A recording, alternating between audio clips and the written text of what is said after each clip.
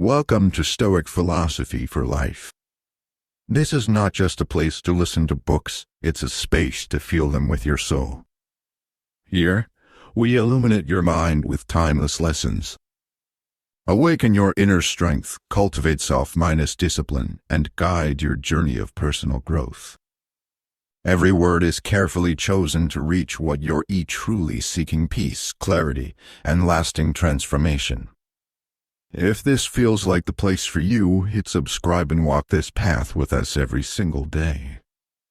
Now, put on your headphones, take a deep breath, and begin the journey of renewing your mind and your life. Don't force anything in your life. 10 Stoic lessons for inner peace. There comes a time in every life when we realize just how much energy we have wasted trying to control everything. We push, we strive, we overthink, we imagine that if we can just push a little harder, we will finally bend the world into the shape we want.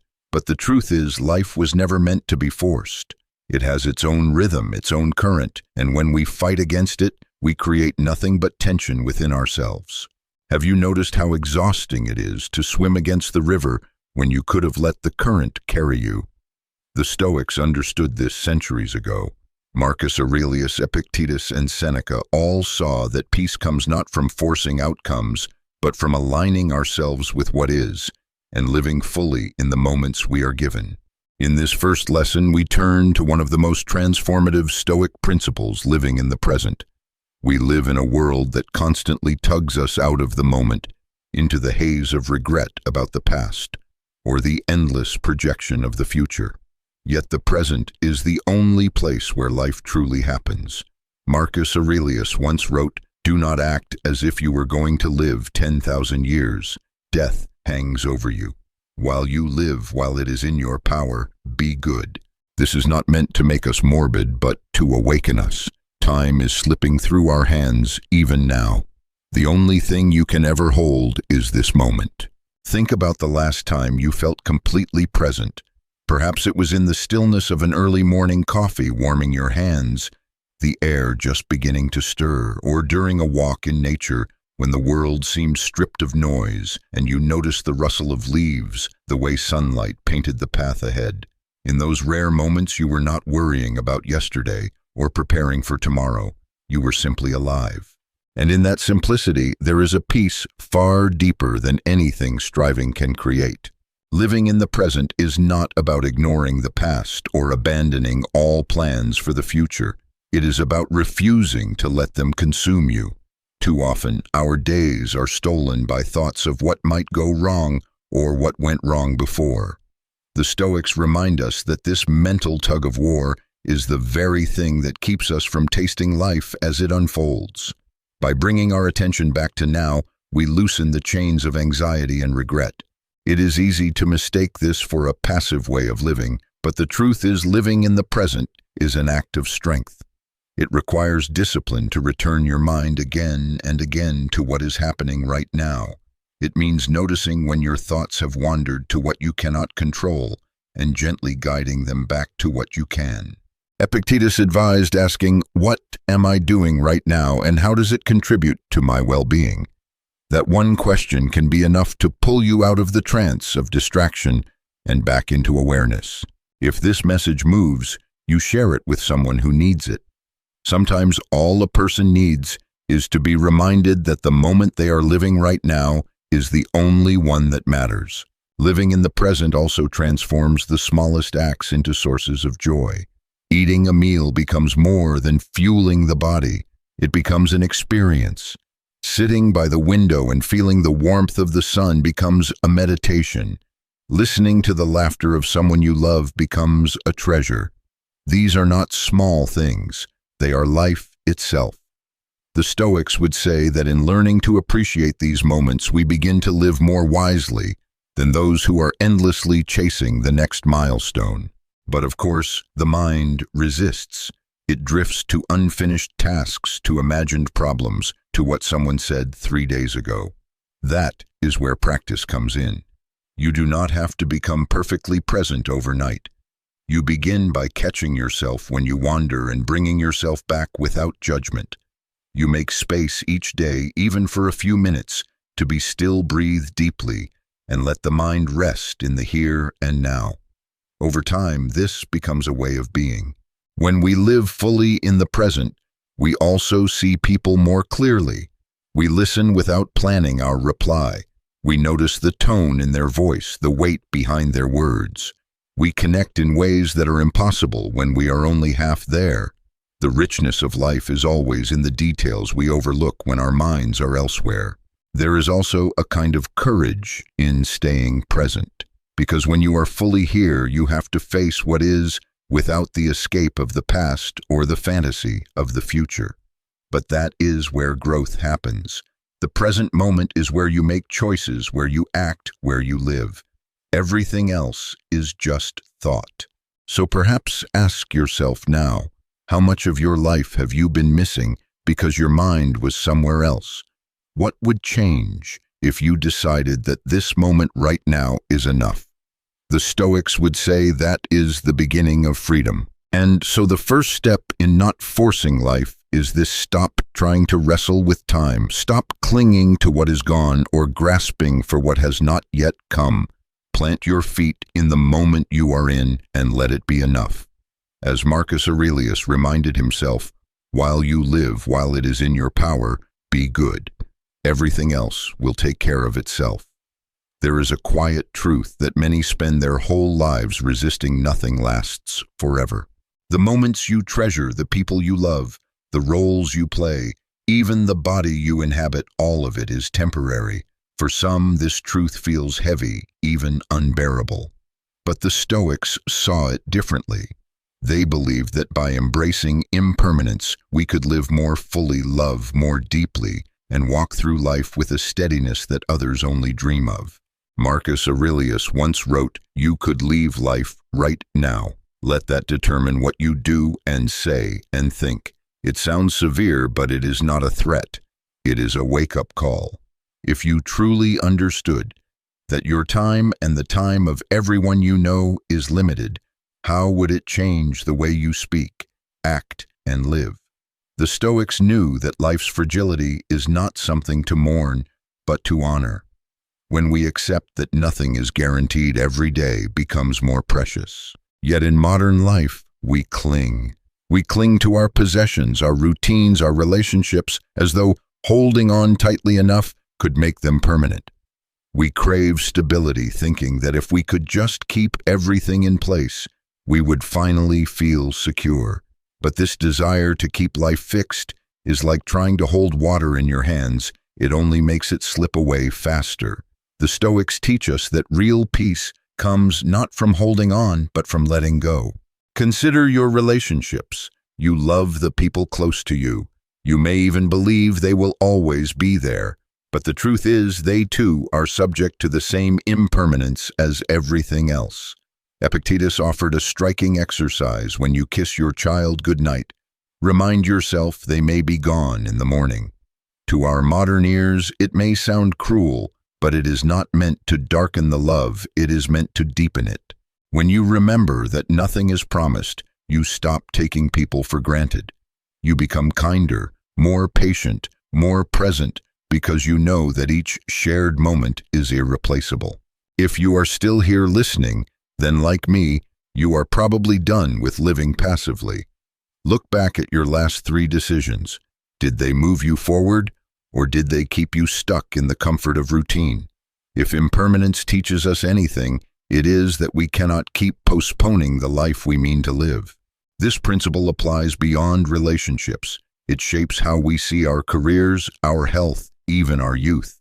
Aging is one of the clearest reminders that nothing stays the same. Society teaches us to resist it, to disguise it, to fear it. But the Stoics embraced aging as a natural, even beautiful part of life. Seneca wrote, "We are born to die. It is our duty to be prepared for that and live as if each day is our last." When you stop fighting the passage of time, you begin to see its gifts, the wisdom, the perspective, the gratitude that only years can bring. Impermanence also frees us from our obsession with material possessions. We spend so much of our lives chasing more wealth, more status, more recognition. Believing these things will secure our happiness, but wealth, like everything else, is fleeting. Epictetus reminded his students, wealth consists not in having great possessions, but in having few wants. The more you attach your happiness to what can be taken from you, the more vulnerable you become.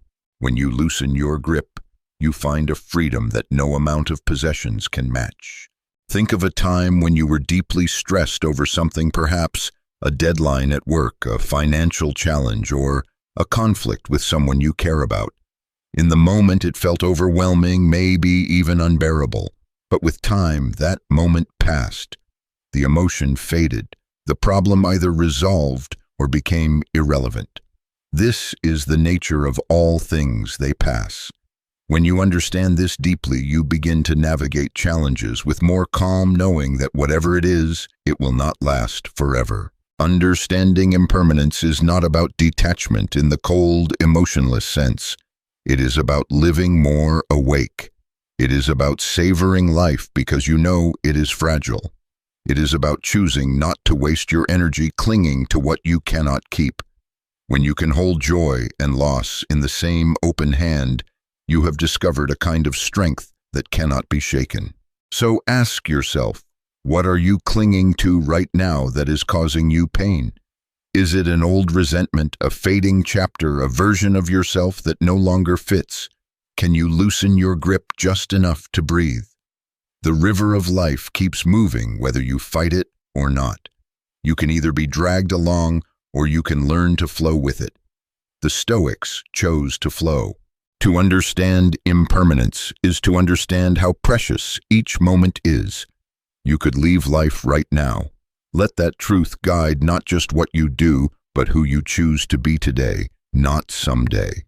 There is a quiet kind of power that does not shout, does not fight, and does not need to prove itself. It is the power of acceptance. In the Stoic view, acceptance is not weakness, it is strength. It is the ability to see the world as it is not as we wish it to be, and to move within it with calm and clarity. Epictetus put it simply, make the best use of what is in your power and take the rest as it happens. Those words, if truly lived, can change the entire way you meet life. We spend so much of our energy resisting what is. We want people to act differently. We want events to unfold according to our plans. We want the world to be fair on our terms. And when it is not, we feel wronged, frustrated, even defeated. But here is the truth. The Stoics never tired of repeating most of what happens is beyond your control. Your influence lies only in your thoughts, your choices, and your actions. Everything else is the domain of fortune. Think of something as ordinary as being stuck in traffic. For many, it sparks immediate irritation. The clock is ticking, the cars are still, and anger rises with every passing minute. But no amount of horn honking or clenched fists will change the fact that the road is blocked. The Stoic response is not to deny the inconvenience, but to refuse to let it own you. Use the time to listen to something meaningful. Breathe. Observe. In that small moment of acceptance, you reclaim your peace from something entirely outside your control. Marcus Aurelius reminded himself daily, you have power over your mind, not outside events. Realize this and you will find strength. That sentence is the core of Stoic acceptance. You cannot dictate the winds, but you can adjust your sails. You cannot keep the storms from coming, but you can choose how you stand in them. This is not passivity. It is the deliberate decision to focus your energy where it can actually create change. Acceptance does not mean approval. It does not mean you must like or agree with everything that happens. It simply means you stop wasting your life in futile resistance. Instead, you meet reality as it is and act from there. If a project at work fails to get the recognition you hoped for, you do not deny the disappointment, but you do not let it dictate your worth. You remember that praise is outside your control, and what belongs to you is the integrity of your effort.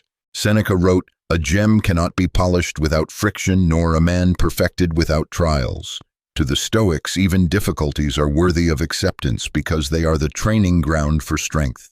When you expect life to be free of challenges, every hardship feels like an injustice. But when you accept that trials are part of the path, you meet them with patience instead of resentment. This applies powerfully in relationships.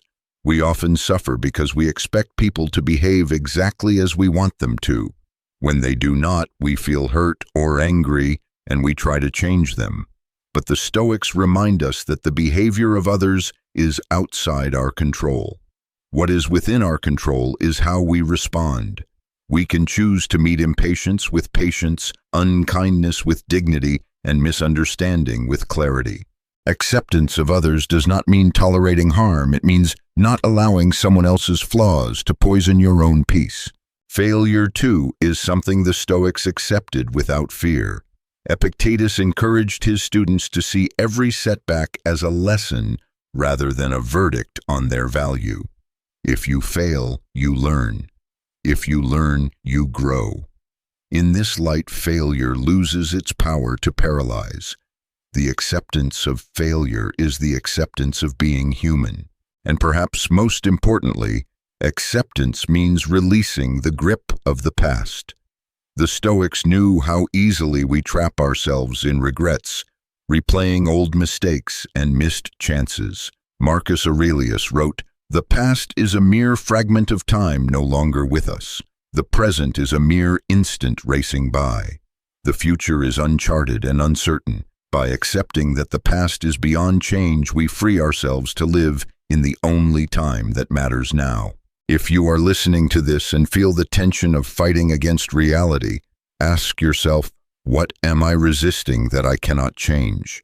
And what could shift if I decided to accept it, not as defeat, but as a place to begin?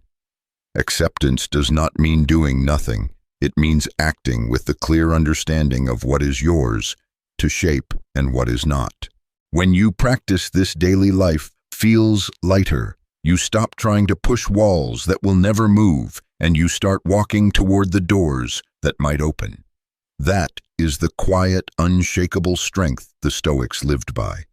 There is a heaviness that many people carry without even realizing it.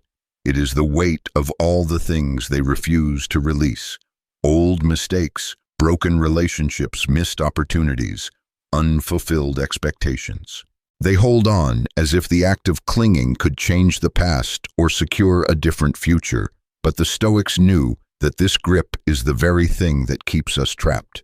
They taught that letting go is not only an act of freedom, but a requirement for peace. Epictetus said, "It is not events that disturb people, it is their judgments concerning them." In other words, our suffering often comes less from what happened and more from the way we keep it alive in our minds. When we refuse to let go, we are not protecting ourselves, we are keeping the wound open. Letting go does not mean indifference. It does not mean you no longer care. It means you choose not to let the things you cannot control hold your mind hostage. Take the example of a past argument. Perhaps months or years have passed, yet you still replay the words, still feel the sting of what was said. Does that memory change what happened? No. But it can continue to poison your present unless you release it. Marcus Aurelius urged himself each morning to remember the privilege of being alive, to breathe, to think, to enjoy, to love. This is a reminder that the present moment is too precious to waste carrying the debris of the past. The past can offer lessons, but it cannot be lived again. Sometimes letting go means accepting the end of a relationship. It might have been a romance, a friendship, or a partnership you thought would last forever. And yet, like everything in life, relationships are subject to change. Epictetus advised that we should see all things, even the people we love most, as temporary gifts. When their time with us ends, we honor what they brought into our lives and release them without resentment. This is not coldness, it is clarity. Seneca wrote, "Every new beginning comes from some other beginning's end." To make room for what is ahead, you must be willing to set down what no longer belongs in your hands. This does not mean erasing the memory or pretending it never mattered. It means letting the chapter close so the next one can be written. Letting go is not limited to the past. We must also release our grip on rigid expectations for the future. How often do we build detailed visions of how something must unfold? A career path, a trip, a creative project, and then feel crushed when reality chooses another route. The Stoics remind us that while we control our efforts, the outcomes are not ours to command. Marcus Aurelius put it simply, accept the things to which fate binds you, and love the people with whom fate brings you together, but do so with all your heart. If you are still here listening, it might be because you are tired of carrying what no longer serves you. Think about it. What would your life feel like if you set down even one of those burdens today? One of the heaviest burdens we carry is the need for approval. We measure ourselves through the eyes of others, waiting for their praise or fearing their judgment.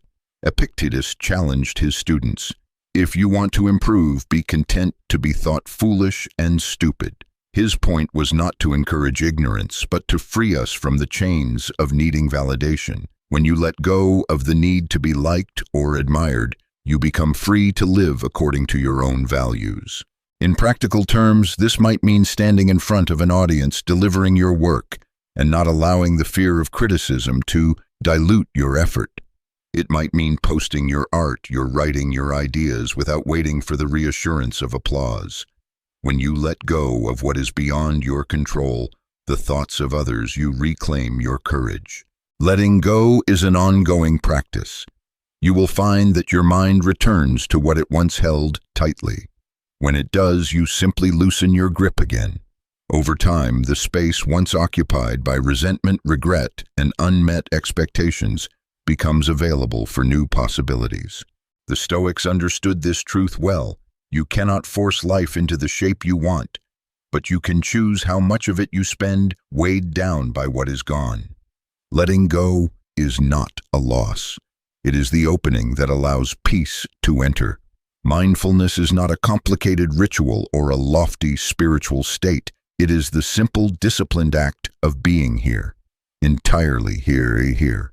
The Stoics valued it because it anchors us in the only place where we have any real power, the present moment. Marcus Aurelius expressed this plainly, confine yourself to the present. It is advice that sounds easy enough, yet it may be the hardest habit to form in a world built to distract us. We spend much of our lives either rewinding the past or fast-forwarding into the future. We replay old mistakes, imagine how conversations could have gone, or brace ourselves for challenges that may never come. The result is that we miss the life unfolding in front of us. The Stoics knew that this restless mind is the root of much of our suffering. They taught that peace is possible only when we bring our attention back to the now again and again. Mindfulness does not require a perfect setting. You can practice it while washing the dishes, walking to work, or listening to a friend speak. It begins with noticing your breath, the weight of your body in the chair, the tone of your thoughts, the texture of what surrounds you. The mind will wander. That is its nature. The practice is in bringing it back without judgment. Epictetus believed that mindfulness was essential for mastering our emotions. It is not external events that upset us, he said, but how we interpret them. When you are mindful, you catch yourself in the space between stimulus and response. Someone cuts you off in traffic. Your first impulse may be to lash out, but with awareness you notice the surge of anger and choose not to feed it. That choice, small as it seems, is an act of freedom. This discipline is just as valuable in moments of anxiety. Many of the fears that trouble us are not about what is happening, but about what might happen. Seneca observed, we suffer more often in imagination than in reality. By noticing when your mind is spinning worst-case scenarios, you can pull it back to the facts of the present moment. Is the danger here now, or is it only in thought? That question alone can dissolve much of the tension you carry. Mindfulness also reshapes the way we experience joy. When you are present, the simplest things become vivid. The sound of rain on the window, the taste of a ripe piece of fruit, the the way sunlight shifts across the floor. These moments are often lost when the mind is elsewhere. The Stoics understood that happiness is not found in extraordinary events, but in ordinary moments fully lived. If you are still here listening, then you already know that living distracted has cost you something. Maybe it is the depth of your relationships, the sharpness of your focus, or the quiet joy of noticing life as it passes. The question is, how much longer will you let your attention be stolen? Mindfulness does not ask you to stop planning or to forget the past entirely. It simply asks you to stop letting them dominate your mind. A few minutes of intentional presence each day can begin to change how you meet the world. You might sit in silence each morning focusing on your breath, or pause at night to reflect without the pull of your phone or the hum of constant noise. The more you practice, the more you will notice the ripple effect. You will listen more deeply. You will work with greater concentration. You will respond to challenges with steadier hands. And perhaps most importantly, you will find that the moments you once overlooked now carry a richness that no amount of striving could produce. The Stoics would remind you that life is not measured in years, but in the number of moments you are truly awake for. Practicing mindfulness ensures that you do not sleepwalk through the days you will one day wish you had cherished. In a world that rewards constant noise, silence can feel unnatural, even threatening. We fill our days with conversation music, notifications, and chatter as if quiet is something to be avoided. But the Stoics saw silence differently. To them, it was not emptiness. It was a tool, a discipline, a way of clearing the mind so that wisdom could surface. Marcus Aurelius reminded himself, "We have 2 ears and 1 mouth so that we can listen twice as much as we speak." Silence in this view is not absence, it is intention. Silence creates space between thought and action. When something stirs your emotions, an insult, a disagreement, a moment of frustration, the instinct is often to react immediately. But silence gives you the pause to ask, is this necessary? Is this true? Will my words help or harm? The Stoics believed that speaking less and with more care makes what you say carry more weight. In this way, silence is not passive. It is active self-control. Epictetus offered similar advice. Nature gave us 1 tongue and 2 ears, so that we could hear twice as much as we speak. In practicing silence, you sharpen your ability to listen not only to others but to yourself. You begin to notice the tone behind someone's words, the unspoken meaning, the subtleties you would have missed if you were simply waiting for your turn to talk. This kind of listening deepens understanding and builds stronger connections. Seneca also valued silence as a space for reflection. It is quality rather than quantity that matters. He wrote not just in speech, but in thought. Time spent in silence allows you to sort through the noise in your own mind, discarding what is trivial and focusing on what truly matters. Without that pause, it is easy to mistake urgency for importance. If you are still here listening, then you understand how easy it is to be pulled into conversations, arguments, or exchanges that do nothing but drain you. Look back on your last week. How many words would you take back if you had given yourself just 10 seconds of silence before speaking them? In the modern world, the temptation to fill silence is constant, especially online. Social media invites instant reactions to everything we see. The Stoic approach is different. Resist the urge to respond immediately. Ask yourself if a reply is even necessary, and if it is, take the time to ensure it is thoughtful, measured, and aligned with your values. Silence is also a safeguard against impulsive conflict. Imagine being in a meeting when a colleague challenges you unfairly. The easy path is to defend yourself instantly, fueled by emotion. But the wiser path is to pause, breathe, let the initial wave of frustration pass before speaking. That short silence can be the difference between escalating tension and guiding the conversation toward resolution. Beyond interactions with others, silence is essential for self-awareness. In moments of stillness, you can observe your thoughts and feelings without immediately acting on them. You might notice patterns, defensiveness in certain situations, the need to be right, the habit of filling space with words just to be heard. Seeing these patterns is the first step toward changing them. Silence also invites gratitude. When you stop talking, stop consuming, and simply sit in quiet, you begin to notice the small, often overlooked details of your life. The comfort of the room you are in, the steadiness of your breath, the presence of those you love. The Stoics believed that gratitude was one of the purest sources of contentment, and silence offers the perfect space to cultivate it. In choosing silence, you are not withdrawing from life, you are engaging with it more intentionally. You are refusing to let noise dictate your state of mind. You are giving your words the weight they deserve, and your mind the clarity it craves.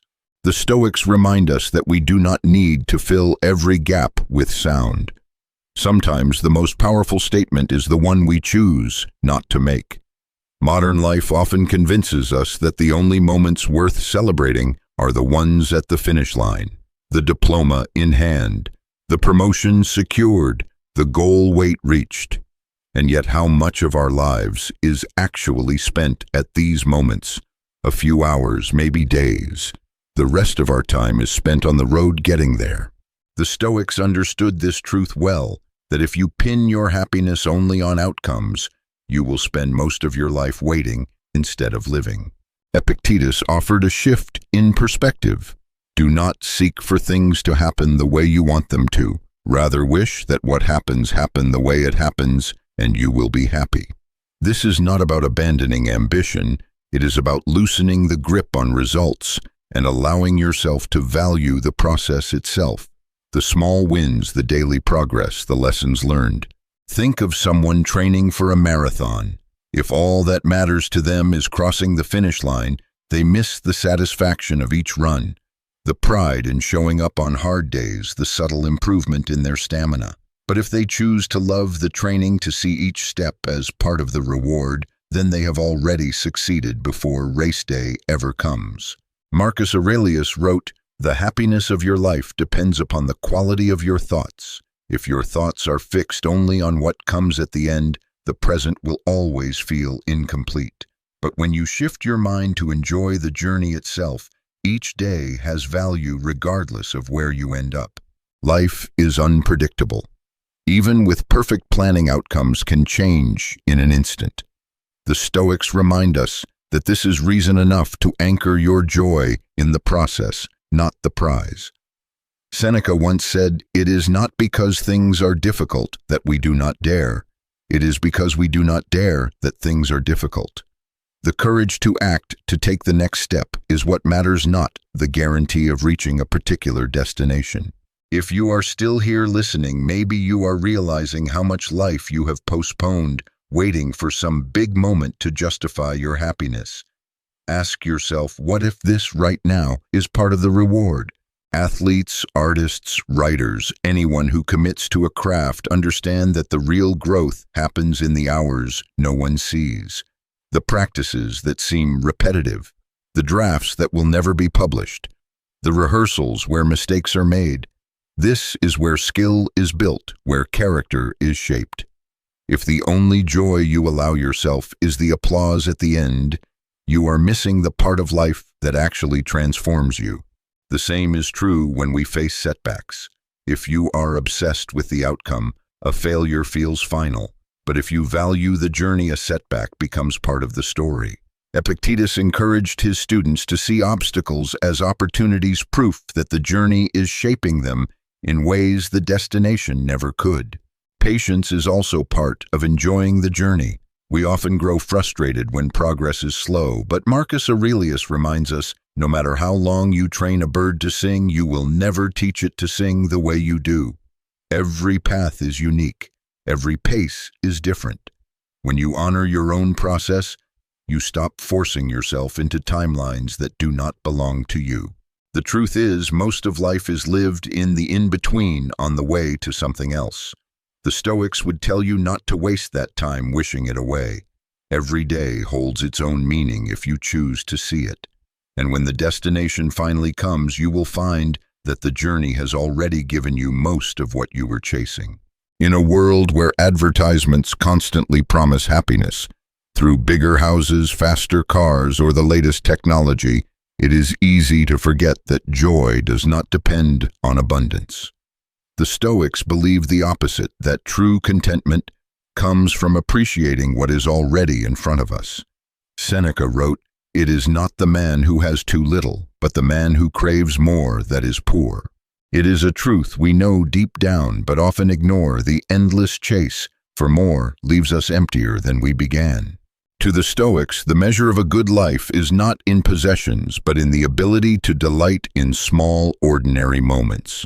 Imagine starting your day with a warm cup of coffee, the steam curling up toward the morning light, or hearing the sound of rain tapping gently on the roof while you are safe inside, or sharing unhurried conversation with someone you love. These moments cost nothing, but they can fill you completely if you are present enough to notice them. Marcus Aurelius wrote, "The happiness of your life depends upon the quality of your thoughts. If your thoughts are always fixed on what you lack, even the most abundant life will feel insufficient.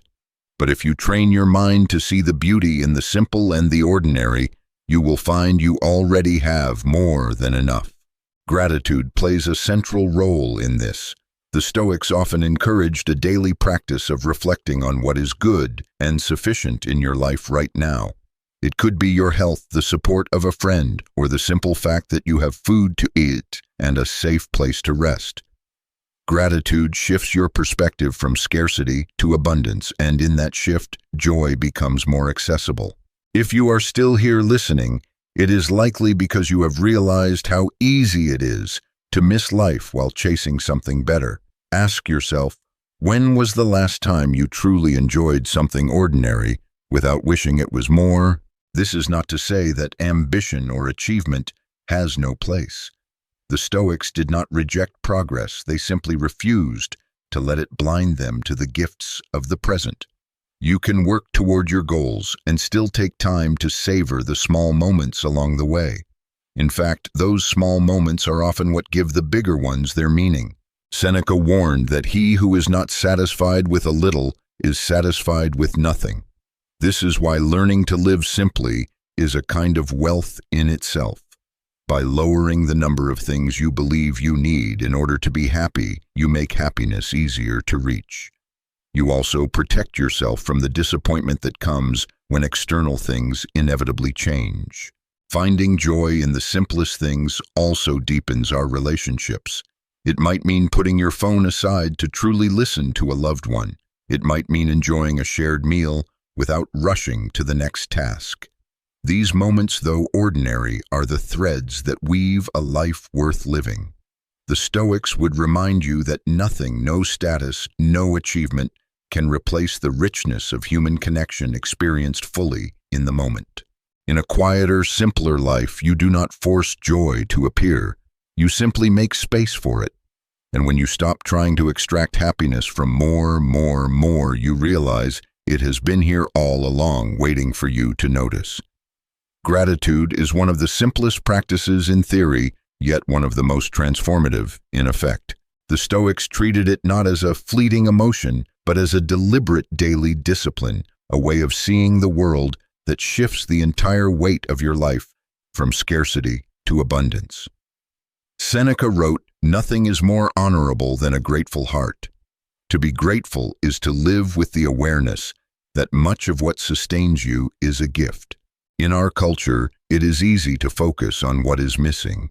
We compare ourselves to those who seem to have more, forgetting that what we already have was once only a dream. The Stoics warn that this constant pursuit of more robs us of peace. Epictetus advised he is a wise man who does not grieve for the things which he has not, but rejoices for those which he has. This is not a call to ignore hardship.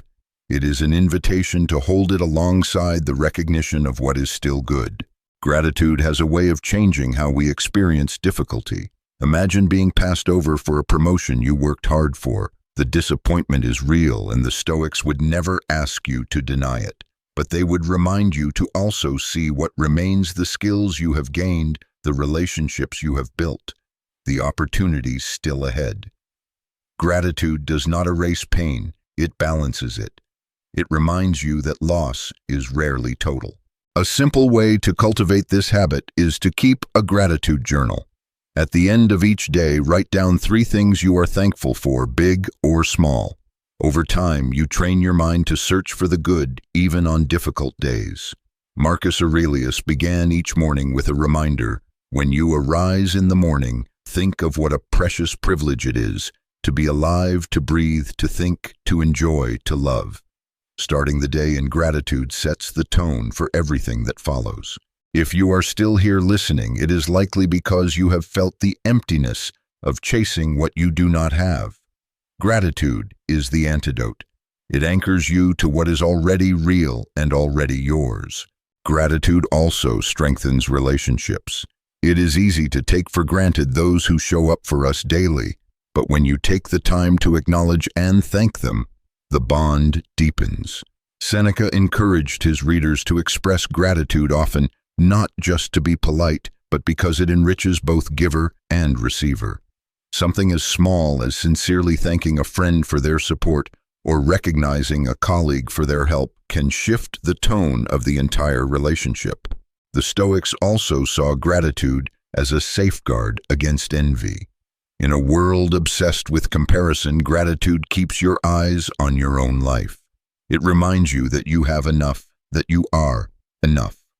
When you practice this regularly, you begin to notice how much joy there is in the ordinary, how the warmth of the sun, a shared laugh, or a moment of peace can outweigh any trophy you might chase. Ultimately, gratitude is an act of humility. It is the recognition that we are not self-made, that our lives are built on countless unseen gifts, the work of others, the chance of circumstance, the grace of time.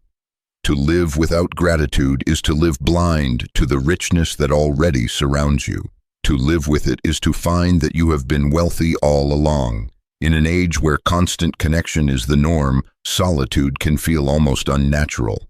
The world tells us to stay plugged in, to keep scrolling, to fill every quiet moment with noise. But the Stoics saw solitude as essential, not a withdrawal from life, but a return to it. Marcus Aurelius wrote, "Nowhere can man find a quieter or more untroubled retreat than in his own soul." Solitude in their eyes was not isolation. It was a chance to meet yourself without distraction. Solitude does not require a cabin in the mountains or weeks away from the world. It can be as simple as sitting quietly in the morning before the day begins, walking without your phone, or closing your eyes for a few minutes in the middle of a busy afternoon. The point is to create space where the noise of the world fades enough for you to hear your own thoughts. Seneca observed, "Nothing to my way of thinking is a better proof of a well-ordered mind than a man's ability to stop just where he is and pass some time in his own company. Comfort in solitude is a sign of inner strength. If you can be at ease when alone, it means you have built a life within yourself worth inhabiting. In solitude, you can process your experiences without the filter of other people's opinions. Imagine being at a crossroads in your career or personal life. Friends and colleagues will offer advice, but their perspectives are shaped by their own fears and desires. In solitude, you have the chance to listen to what matters to you, to weigh your choices against your own values rather than the noise of expectation. Solitude also allows for emotional regulation. When anger, anxiety, or sadness hits, it is tempting to react instantly. Send the message, make the call, speak the words you may regret. But solitude gives you the pause needed to let emotions settle before you respond. Epictetus encouraged his students to examine their thoughts and feelings, in quiet asking, "Are these emotions serving me, or are they clouding my judgment?" If you are still here listening, it may be because you know how easily constant noise can drown out your inner voice. Think about it. When was the last time you were truly alone with your thoughts without reaching for a distraction? The Stoics also saw solitude as fertile ground for gratitude. In stillness, you have the space to notice what you already have. Health, shelter, the presence of loved ones, the simple fact of being alive. Seneca advised that we reflect often on our blessings, not to become complacent, but to strengthen our contentment with what is already ours. In the modern world, solitude can feel like a luxury, but it is actually a necessity. Without it, we are constantly reacting to life instead of consciously shaping it. Solitude gives you the clarity to know what truly matters, the strength to stand by it, and the peace to move through life without being carried away by every current. To appreciate solitude is to reclaim your inner space, and when you can find stillness in yourself, the noise of the world loses its power to unsettle you. When you step back and look at the patterns of your life, you may notice how often you have tried to force things into place. You pushed for outcomes before they were ready, clung to people who were already walking away, or chased opportunities that were never truly yours. And each time, it came with a cost: exhaustion, disappointment, a sense that life was resisting you at every turn. The Stoics would tell you this is no accident. When you force life, you step out of harmony with it. To live without forcing is not to live without effort. It is to know the difference between effort and struggle. Effort is purposeful action within your control, your work, your preparation, your discipline. Struggle is the restless attempt to control what is outside your reach. Other people's choices, the timing of events, the turning of fortune. Marcus Aurelius wrote, "Accept whatever comes to you woven in the pattern of your destiny for what could more aptly fit your needs." This is not resignation. It is trust that life has its own rhythm, and your role is to move with it, not against it. Think of a time when you tried to force something, a relationship, to recover, a job, to work out a plan to unfold exactly as you imagined. You may have succeeded for a moment, but how long did it last? Forcing is like building on shifting sand. Even if it stands for a while, the foundation will not hold. Living without forcing is about cultivating patience. The Stoics valued patience not as passivity, but as wisdom in action. Epictetus taught that when events do not align with your wishes, you must adjust your wishes to the events. This does not mean lowering your standards. It means freeing yourself from the belief that life must obey your plans in order for you to be happy.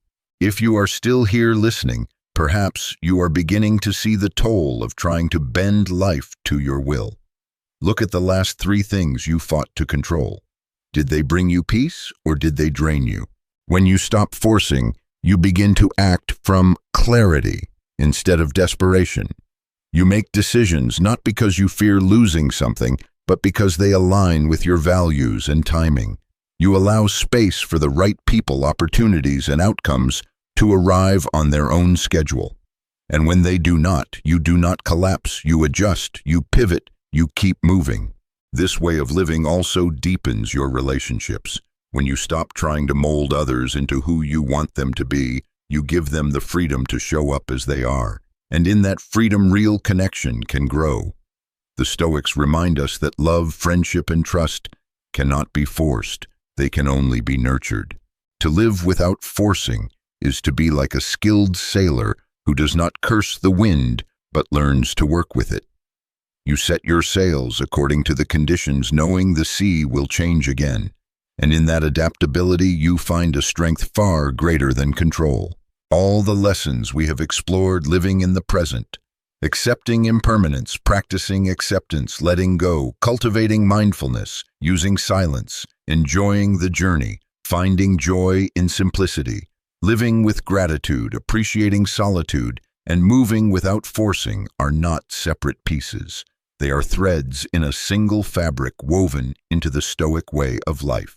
A life in which you do not waste your energy wrestling with what you cannot control, but instead direct it toward the only true domain of your power, your own mind, your own actions, your own character.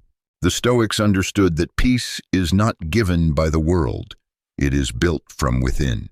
You may walk through chaos, face loss, or be tested by uncertainty, yet still remain steady if you live by these principles.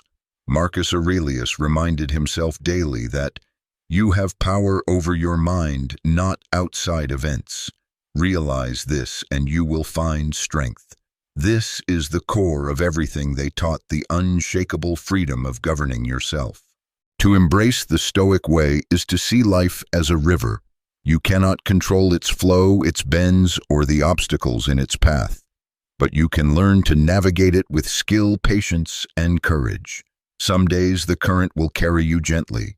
Other days it will test your strength. Either way, you move with it, not against it, knowing that every moment in its waters is part of your journey. If you are still here listening, then you are likely ready to stop living reactively. Look at your life as it is right now, not the one you wish you had, not the one you lost, but the one in front of you. What would it mean to meet it fully without forcing, without resisting, without running? Living the Stoic way does not mean you will never feel pain, disappointment, or frustration. It means you will not be ruled by them. You will acknowledge them, learn from them, and continue forward with clarity. It means you will recognize the difference between what is yours to shape and what belongs to the nature of things, and you will stop fighting the latter. As you practice these principles, you may notice subtle changes. Your mind becomes quieter, your reactions slow, you listen more, you speak with intention, you move through setbacks with less fear and more resilience. You begin to value peace over victory, wisdom over argument, and presence over distraction. The Stoics were not perfect men. They too faced loss, injustice, and doubt, but they committed daily to these practices not as a path to a life without hardship, but as a way to meet hardship without losing themselves. That is the gift of Stoicism. It does not promise to change the world for you. It teaches you to stand strong in the world as it is. So let this be your invitation. To stop forcing what is not ready, to stop clinging to what has passed, to stop postponing the life you mean to live, and instead to step into each moment as it comes, meet it with the best of yourself, and let the rest flow where it will. Stay grounded, stay present, and as the Stoics would say, live according to nature with wisdom as your guide and peace as your companion. If this message stirred something in you, don't let it fade. Write one thing down that you'll start doing this week.